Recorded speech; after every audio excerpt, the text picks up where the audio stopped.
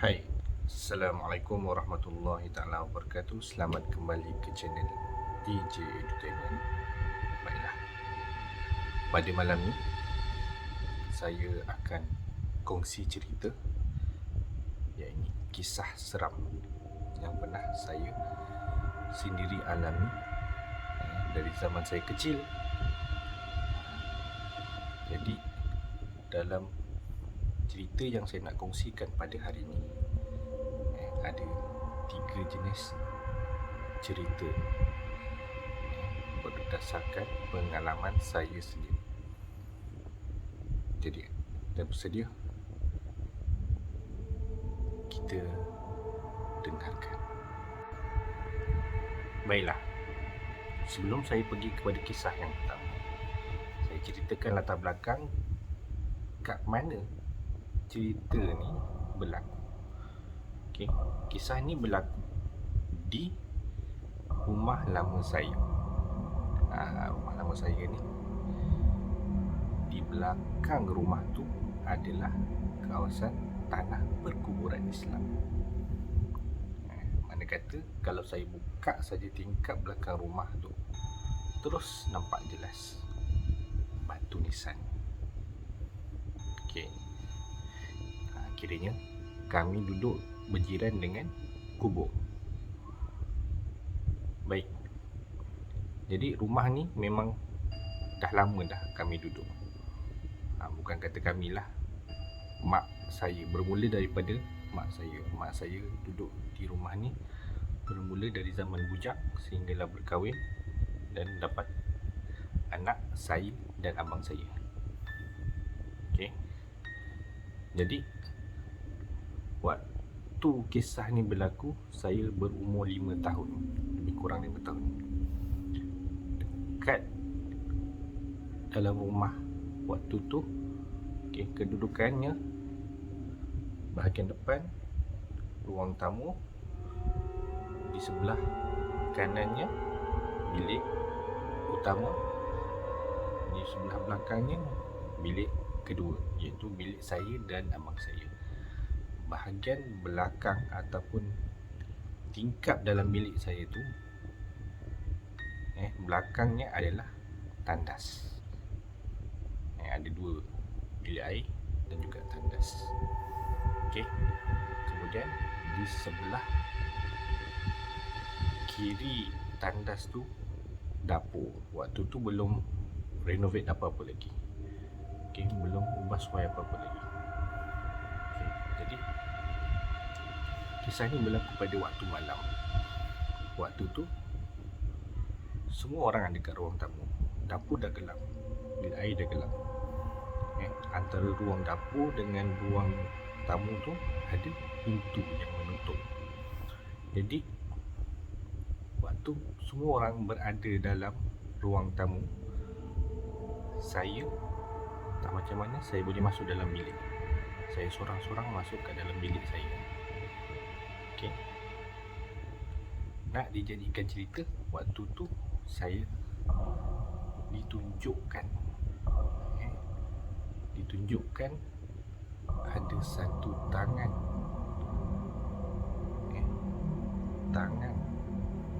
keluar daripada tingkap antara bilik saya dengan tandas.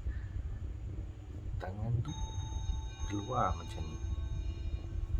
Tingkap yang kalau macam tingkap sekolah yang awak pasal nak tingkap sekolah tu, tingkap kaca tu, tangan macam ni. Apa tangan tu buat? Tangan tu melambai memanggil saya. Terus tangan tu menyebabkan saya rasa takut. Saya terus keluar. Saya panggil abang saya. Saya ajak dia masuk bilik, nak tunjuk. Tapi macam biasalah, klise, setiap kali kita nak tunjuk, benda tu tak ada dah. Okey, jadi orang tak percaya apa yang saya cakap, sebab saya sendiri yang nampak. Tapi bila saya nak tunjuk, benda tu dah tak ada. Klisenya macam tu lah. Okey. Jadi lepas daripada kejadian tu, terus saya duduk dekat luar. Sampailah nak masuk tidur, baru saya masuk balik dengan abang saya. Lepas tu dah tak ada dah. Okey, jadi itu kisah yang pertama. Baiklah, kisah yang kedua. Kisah yang kedua berlaku dalam lingkungan umur yang sama. Okey, seingat saya waktu tu saya sekeluarga pergi ke tempat orang mengubat. Saya sekeluarga pergi ke tempat orang mengubat dengan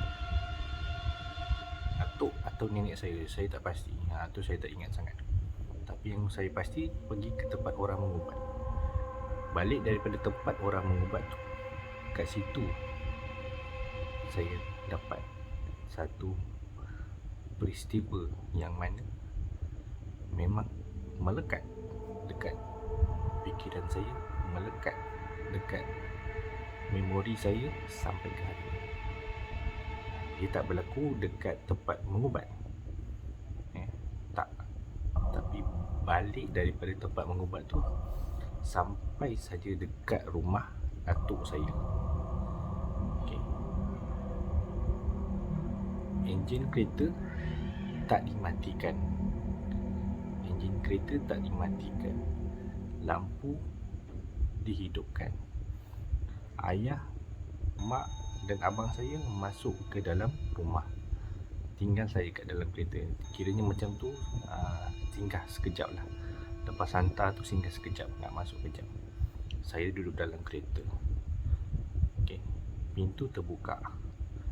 Jadi apa yang berlaku, lepas sahaja saya tinggal seorang-seorang kat dalam kereta, secara jelas dengan dua biji mata saya waktu tu, depan mata saya, depan kereta saya ni, kereta ayah saya ni,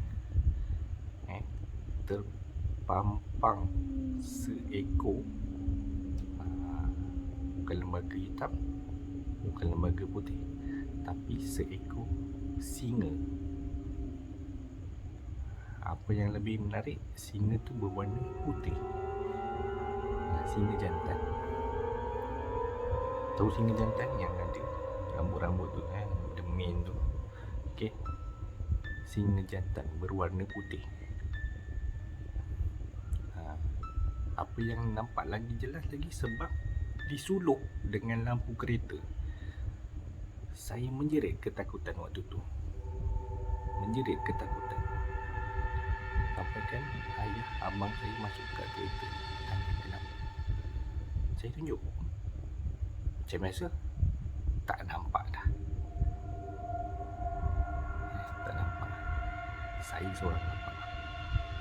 Saya nampak waktu tu dengan jelas seekor singa dewasa, singa jantan berwarna putih. Tahu singa putih macam Simba? Tahu kartun Simba? Macam tu. Okay, singa jantan berwarna putih. Betul-betul depan kereta tu, menyuluh dekat singa tu. Singa tu dekat bahagian belakang rumah atuk saya. Saya seorang nampak, orang lain tak nampak. Jadi itu peristiwa yang melekat betul-betul sampai ke hari ini. Saya ingat dengan jelas yang saya nampak seekor singa berwarna putih. Okay. Jadi apakah agaknya makhluk tu? Baik, seterusnya kisah yang ketiga. Kisah yang ketiga ni masih lagi dalam lingkungan umur 5, 6, 7 tahun macam tu. Okay. Saya dan mak serta abang saya tinggal di rumah. Okay. Sedangkan ayah saya bekerja jarak jauh. Ayah saya ni PJJ dengan mak saya sebab dia kerja askar. Waktu tu dia kerja askar dekat Port Dickson. Jadi tak ada di rumah. Kami bersendirian dekat rumah. Okay. kami bersendirian dekat rumah. Jadi pada waktu yang nak diceritakan ni, waktu tu seluruh rumah, maksudnya setiap rumah waktu tu memang ada telefon rumah. Ada telefon rumah. Jadi waktu tu belum ada telefon bimbit, belum ada smartphone. Okey. Semua tu tak ada lagi. Yang ada telefon rumah. Setiap rumah ada telefon rumah. Okey. Nak dijadikan cerita. Kami diganggu dengan panggilan telefon. Kring, kring, kring, kring, kring, kring. Bila diangkat, tak ada suara yang bercakap. Letak balik. Kring, kring, kring, kring, kring, kring. Angkat. Bila diangkat, dia agak tak ada suara yang bercakap. Letak balik. Kring, kring, kring, kring, kring, kring. Bila diangkat, tahu apa di hujung talian? Bunyi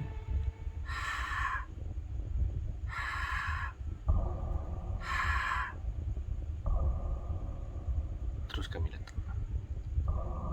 Okey. Jadi cerita kat sini, waktu tu mungkin scam, kita tak tahu. Yalah, awal-awal telefon, awal-awal telefon ada dekat rumah masing-masing, mungkin scam, tapi pada kami seram. Mungkin itu bagi awak itu biasa. Okay, jadi waktu tu telefon berdering berkali-kali. Ada kan sampai satu masa bila disebabkan kerap sangat telefon tu bunyi, gagang telefon tu dicabut, diletakkan.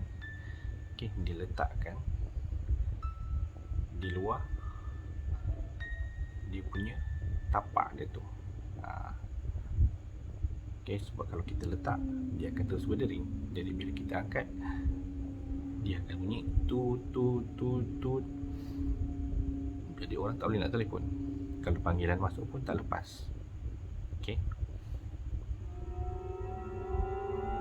Jadi ada kala sampai benda tu menakutkan. Okey, sangat menakutkan lah waktu tu. Sebab telefon bunyi tapi tak ada orang di hujung talian. Okey. Ada yang lain pula, sampaikan kabel dicabut. Kabel telefon dicabut daripada telefon. Tapi telefon masih berbunyi. Telefon masih lagi berdering. Jadi itu satu peristiwa yang menyeramkan bagi kami waktu itu. Jadi apakah sebenarnya yang mengganggu telefon tu? Siapa dekat hujung talian? Baiklah, setakat ini sahaja dahulu perkongsian cerita kisah seram untuk episod kali ini. Kalau kata ada nak dengar lagi, saya boleh kongsikan peristiwa-peristiwa seram yang saya alami. Ada peristiwa gangguan sihir yang turut berlaku pada keluarga kami. Ada juga peristiwa-peristiwa paranormal, penampakan-penampakan yang saya sendiri alami. Jadi jangan lupa hashtag kongsi cerita, hashtag kisah seram. Saya Azwan Johar. Kalau suka dengan video ni, tekan butang like, share, subscribe channel saya untuk mendapatkan kisah-kisah ataupun perkongsian yang lain kat channel ni. Jadi setakat ini saja dahulu. Assalamualaikum warahmatullahi wabarakatuh.